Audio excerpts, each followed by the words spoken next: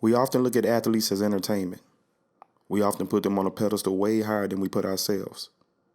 Is it hard to imagine that they are human? Is it hard to realize that they have feelings? Mistakes will be made. Life-changing decisions will preside itself. But what if it was you? How would you handle the pressure? How would you maintain? How would life be if we watched your every move? Am I not found the best fighter in the world? You tell me. Because you're retired? You got full credit for both of those wins, Floyd. That's why you became a superstar. No, I did not. Yes, you did. No, sure I did you not. did. From me, I gave you full credit. If you're talking to me now, I gave you full credit for that. Am I going to speak my piece or not? Am I going to speak my piece or not? Go ahead. Okay, because you want to interview me. I ain't interviewing you. You want to talk to me. I don't worry about talking. Floyd, you want to talk go ahead. to me. I'm waiting on you. Coach says that you have... I mean, I want to see your face when you're asking this question and the way you're going to ask it. Look a man in the eye before you try to kill him or make up something. Look him in the eye. I read papers every day. I read you guys every day. And you know the difference between me reading your papers now and me reading your papers 10 years ago is that now I know when I read it. 10 years ago, I didn't know when I read it. You just don't understand. I can sit here and tell you for an hour, you wouldn't understand. Because you've never played, you've never been an athlete before in your life. Yes, I have. No, you haven't. Yes, I have. On what level? Football player. On what level?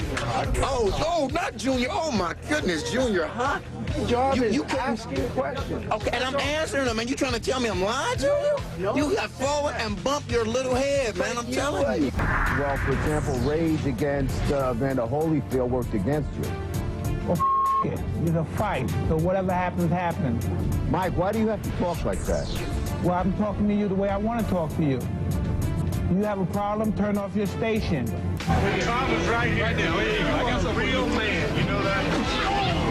You are a real man, Dion. I'll say that. Alone, isn't it? Was that nice to you? Shove that mic up your as far as you can stick it. Make you move, bud. Because I'll hurt you. Whatever, you take it as you see. It's just, you know, like the homeboy said back home, we just chilling. Make you move. That's what I'm saying, Brooksy. You get that through your head? I guess so. Yeah. It's time to waste the time. Well, then get the out of here then. Yeah. Okay, see ya. I make a lot more than that. You do? Yeah. My best advice to you? Yeah. Shut up. Thank you. You're welcome. Appreciate it. You're welcome. It's very polite. No, it wasn't polite. I like how you shut up. This is like, if you want to talk to me outside, I'm more than happy to talk to you. We talk about basketball. If you guys covered this stuff, I wouldn't have to do it. Will you please? Quite frankly, we bring in $12 million to the university. Nothing to do with state funds. We make $12 million a year for this university. Get some facts and come back and see me. What is it about these dopers that you seem to admire so much? When I decided to come back, for what I think is a very noble reason, you said, folks, the cancer has been in remission for 4 years, but our cancer has now returned. Meaning me. You are not worth the chair that you're sitting on with a statement like that, with a disease that touches everybody around the world. Let me tell you why I'm talking about this article. 3/4 of this is inaccurate. If your child goes down the street and somebody makes fun of him because he dropped a pass in a pickup game, or says he's fat, and he comes home crying to his mom, you'd understand. Where are we at in society today? Come after me. I'm a man. I'm 40. Who's the kid here? Are you kidding me? That's all I got to say. It makes me want to puke. Fighting out of the state capital, Austin, Texas.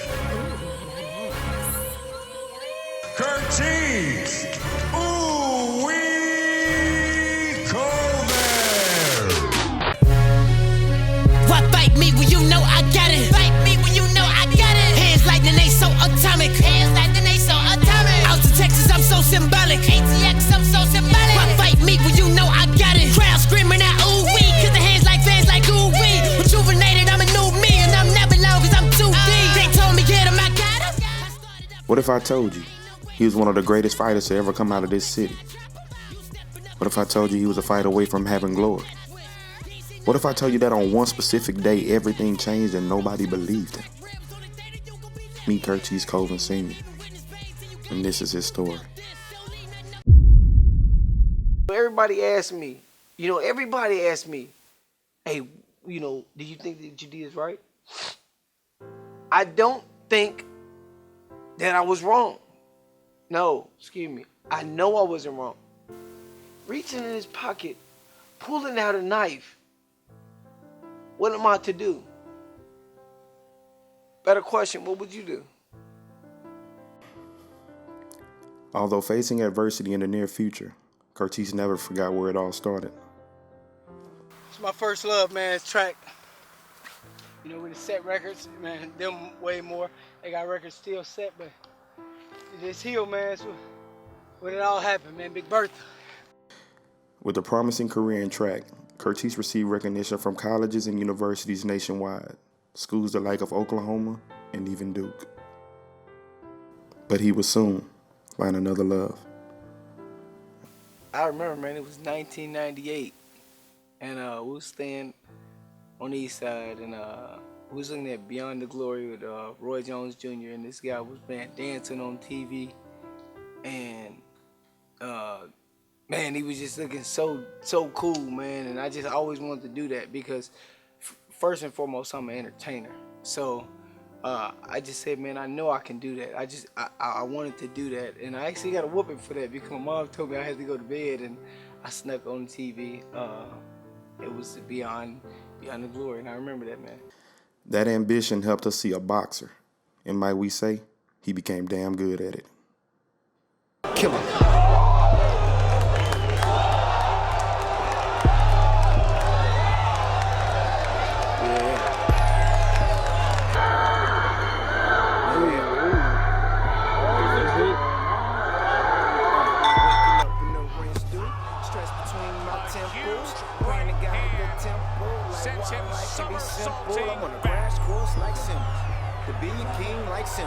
While they lying, I'm lying classy. Burn the beast to they ashes. I'm trying to move around the atlas. Take the stand worldwide. Agtown to Cape Town. I think it's about that time, cause we've been grinding hard.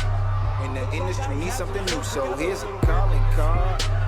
Cause we just don't got the same views, nor the same interests. You rappers on Pinterest while I'm in the stew mixing beats with the lyrics. I got the whole city who ready to hear it. And all you bum rappers should begin to fear it. Cause we on the mission to change the game. Forget getting on, we make our own lane. I sound like, who man, we nothing the same. I'm in it for love, you a slave to the fame. Shame.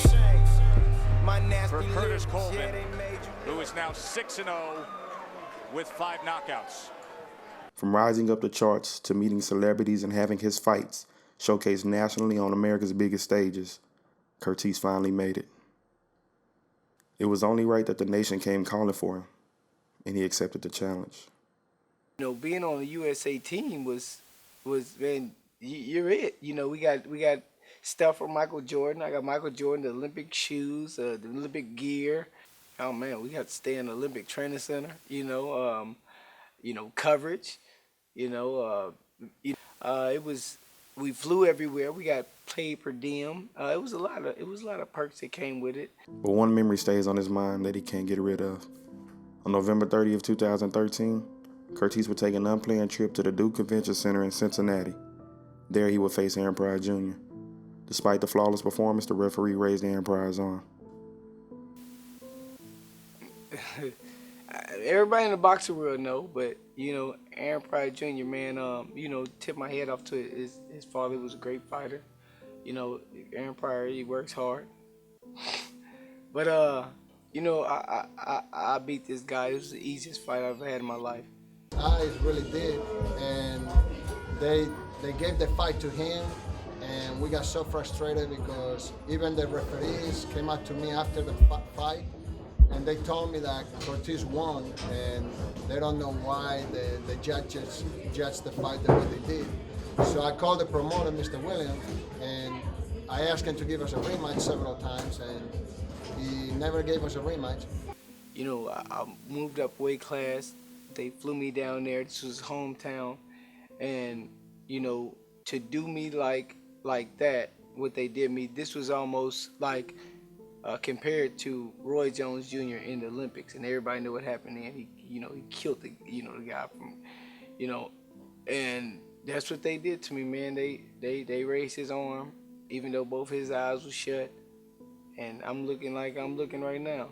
So, it took me out of boxing for 2 years, man. But that wouldn't be the biggest obstacle he would face in his life. Not even close. My legs shaking and shit, man. I ain't been here, man, for a long time, but first and foremost, man, I can't even walk over there, man. This neighborhood I grew up in. I can't walk over there. I can't walk over there for life, man. You know, Wilford Flowers, you know, Judge, he took my rights to going over there for life, man, for what happened to the guy. Some ladies approached me, and man, they had, you know, Lucky was my street name, and they said, Lucky, man, Lil Mikey just got hit by a car. I knew Lil Mikey from the neighborhood. I knew his dad and stuff, and me and his dad was homies. We rode back when we were younger. So I get out of the car, and I'm Captain Save a Kid. And don't get me wrong, I'm 19 at this time, 19, 20. I had no good intentions. I'm not gonna lie, I had no good intentions. So I come over here, and it was to this spot. This spot, man. I witnessed Mikey. I wish Mikey right there, man. Face down, right there. In the street. And I see some kids messing with this car coming out the parking lot. And you know, I approached the car. Like I said, I didn't have good intentions. And I slammed my hands on the car. I'm like, man, you're not going nowhere. You're going to wait right here. I told Mikey's family, I said, man, call the police. So as we calling this police, you know, as they're calling the police, he gets out the car. Now, when he gets out the car, he says something in slur. So I'm like, man, this dude drunk. So the one that ended up, you know, in the altercation was his friend that he dropped off. So because he heard something from his house, apparently, he comes out the house. So the driver gets back in the car, locks the car, you know, rolls the windows up, locks the car. Everybody start beating his car. I'm like, chill, chill, chill. You know, the guy comes down and say, man, what are y'all doing? And he's slurring too, and I smell alcohol in his breath. And I'm like, hey, man, look, man, your homie hit a baby. Man, this is so vivid, man. It was right here, man. He took his right foot and he stepped it back like so. And he was right in there. And he stepped his foot back. Now, I'm a boxer, man. A professional boxer. At the time, I was an amateur. But I picked up on that boom. So when I get mad, I do this because I hit you with the right hand. Most people are right-handed, and that's what they do to push off their foot, you know, to land a hard punch. So when he did this, and it flashed something silver, I'm not lying to you, man. As soon as I seen something flash, it wasn't a mindset. Oh, I should run. No, hell no, man. I never thought about running. I never thought about running. When he did that, the only thing I could have done was grab him. So when I even thought about grabbing him, boom, and he falls. Well, 3 character witnesses took to the stand this morning to defend the boxer convicted in the Juneteenth beating that left an Austin house painter David Morales dead. Now the jury will decide how long Kurtiss Colvin too harsh. I think he done his time. Right, Jim, thank you. Now, this Colvin case got national attention last year because early reports made it sound like a mob of people had attacked Morales. Investigators later said that was not true. Colvin, as we heard, is a former Golden Glove boxer. We will have more on this case tomorrow at 10 o'clock. Well, the jury is deliberating right now, trying to decide on Colvin's punishment. He faces anywhere from probation to up to 20 years in prison. Meanwhile, both families are waiting nervously and anxious to get their lives back to normal. It's been a very troubled, tired, exhausting year for not only us, but as well as for the Colvin family. About 30 family members on both sides have been camped out near the courtroom since the trial started Monday. Cameras were not allowed inside the courtroom during testimony, but Wednesday, Colvin testified saying he acted in self-defense because he thought Morales had a gun. The Travis County jury stays up late tonight to deliver justice in the trial of Kurtiss Colvin. Truth has not been told, so when I say that, people think that I'm being a jerk or something, but nobody told the truth. The families of both 22-year-old Kurtiss Colvin and victim 40-year-old David Morales were too upset to go on camera after the verdict was read just about an hour ago. We're very disappointed in the verdict. We thought that there was more than enough evidence to convince a jury, but they had a lot to go over, a lot to consider, and we're hoping that they will certainly consider a reasonable punishment tomorrow morning. After this happened, he went down to the police department. He gave his shoes. He let them take prints of his hands. He did all the right things that he knew and thought to do to clear himself of something that he felt that he was being, that was said that he did. Yeah, he did have a part in it. Yeah, he did hit the man one time, but there was a whole lot of other stuff that went on in between that time with a whole lot of other people, but they were not focusing in on that. They just needed somebody to blame for this. Even though he told on himself, everything was not glitz and glamour for Kurtiss, not even for his family. It was worldwide. They had things in Mexico calling him a nigger and all kind of stuff. Like, I had to literally stop watching TV for over 2 years because of them plastering my son's face on the news. Just out of the blue, bringing it up and all this, you know. So there was a lot of things during that trial. The most thing that I think was the most heart-wrenching for me is to watch them jurors. Seeing him behind bars. Then, on September 6th, when I had to give birth by myself to our daughter. Threw him up against the car, smashed him on the car and all that. Yeah, he was not treated fairly, because how you treating somebody as a convicted of something and you don't even know? And you telling him that he's going to give information, but you treating him like you just found this man's killer. Didn't know what to do, where to begin. That I had a baby I had to take care of by myself. It just wasn't in the plan, you know. Just like when Kurtiss sat in that cell and he was like really giving up, because they treated him unfairly with that. They had him in seg, they had him on lockdown for months and months and months in a cell by himself where he thought he was going to lose his mind. And he's writing to me, or when he could call, he's calling me, and I can see my son losing hope. You know? Not knowing what was going to happen to him, and him thinking about, you know, how they work with people, you know, especially people who don't have money to fight. Because the statement is true, you know, money talks and BS walks. That probably was the scariest my life I've ever been, man. I wanted to kill myself. Come on, man, I was on CNN. I'm on the news. Like, my mom said she couldn't watch TV for 2 years, man. It was that deep, man. I remember being in my cell, hearing, you know, outside and everybody talking and everybody, you know, looking at me like I'm an animal. And so I think it was already painted. Like, you know, when they pick a jury, when you pick that, this is a worldwide case. So it's by law, the jurors can't have no, you know, knowledge of the case. Man, who didn't have knowledge of the case? You know what I mean? Like, people gotta understand, I had two, not one, I had two lawyers that was not paid. You know what I mean? Like, I ain't had no money for nothing.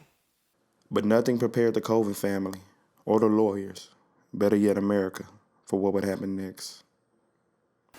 It was something that you had to be there to see. The DA comes on, the prosecutors, and he makes his closing argument, man. And it's hard when somebody's making a closing argument against you. And if you can imagine you saying, are you thinking to yourself while he's talking to you, like, damn, he's good. Like, I'm about to die in jail. I'm about to, But not to mention, he had this big blown up picture of the deceased, and man, it was huge, man. It was just a blown up picture, and he reaches in his bag, man, and he pulls them out, and everybody gets quiet, man, and I look to the side of me, man, and I can see a juror. She began to cry. What did he pull out? He pulled out some pants of the victim, man, and it was like a lot of blood on it, a lot of blood. Mind you, this whole time I'm fighting one punch, man. And he's fighting. He pulls it out and he shakes it one time. He says, "Look at this. Look what he did. This man is a trained boxer. He knows how to punch. Jurors, they look away, and he was like, "Look." That's the second time he shakes it, and I reach over and I'm telling my lawyer, man, hey man, why is he? He said, "I can't do nothing." And then he says, then he looks at the audience and he says, "Look." It was slow motion, man. And a blade comes out. Boom, boom, boom. Hits the ground. And everybody looks on the ground, man. And and you see a blade. And it's the same thing that I told everybody, told the police that he had. When a knife falls out of the victim's clothes during trial. What? But that showed me that they were so, what could I say? They were confident that they never even went through the thing. They didn't even search for the truth because he told them about he's seen something shiny. They never did look. You see this blade on the ground, man, And it's like, I did everything in my power, in my will, to tell him, man, look, this man had a weapon. And they kept telling me, well, we didn't find no weapon. So what are you talking about? Everybody say you like fighting, you're known for fighting. And I said, I didn't act as no fighter, man. I ain't act as a murderer. I turned myself in. They let me go. They never said that. They let me go to surround me with 20 cops with guns. The night falls, and the judge says,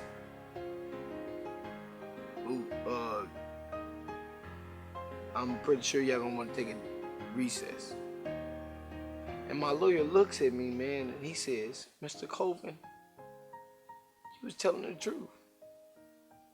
And I said, man, I never lied. I turned myself in. Man, I don't care about nobody or what nobody else did, bro. I took responsibility for what I did the whole time, but no one ever knew this story. No one ever knew what I had to put up with or what I had to go through for 2 years. You got these pants. You have this weapon that I told you he had, and you never checked them? Like,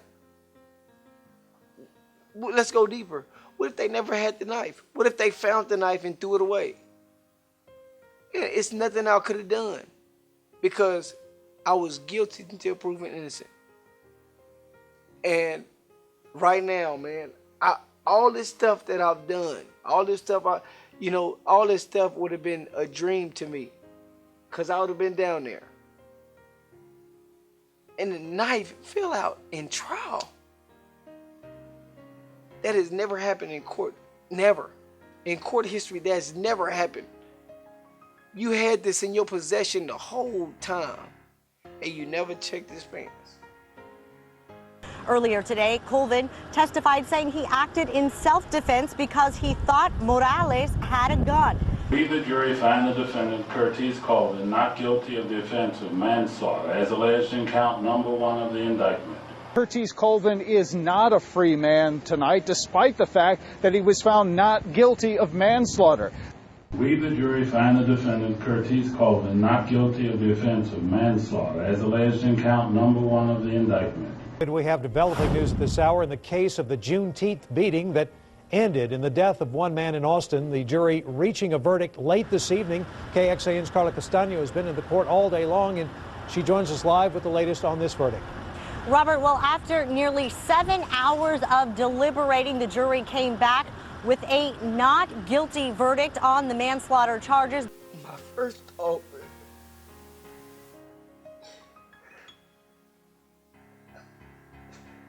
I said, when I get out, I'm gonna show the world.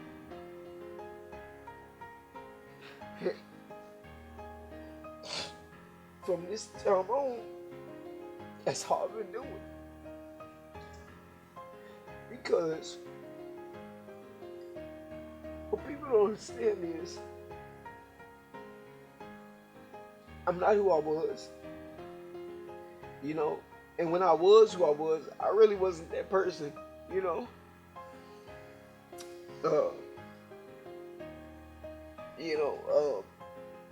I'm a firm believer in things happen for a reason,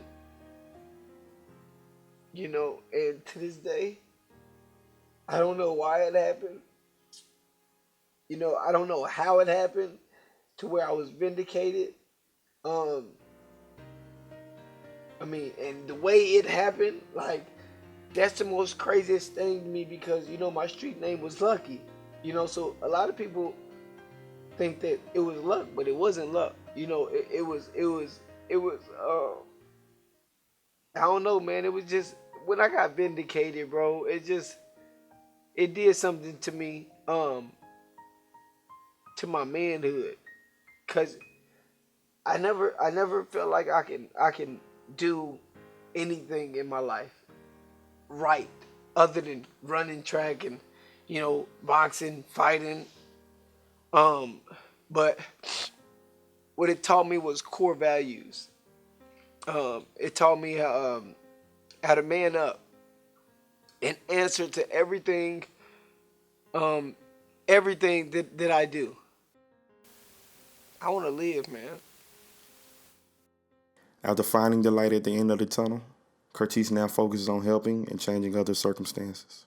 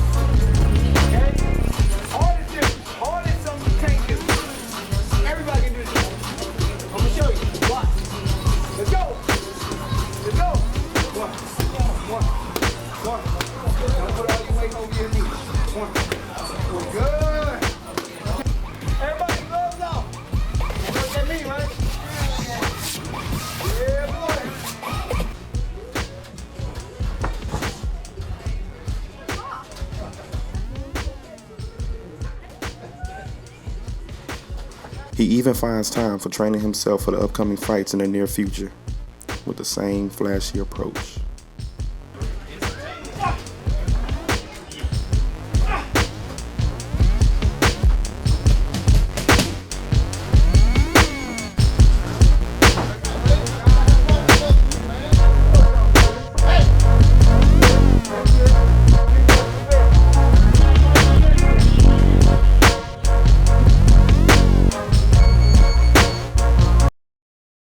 Life will throw obstacles in your way. It's all about how you adjust, and it's mainly about how far a little luck can take you.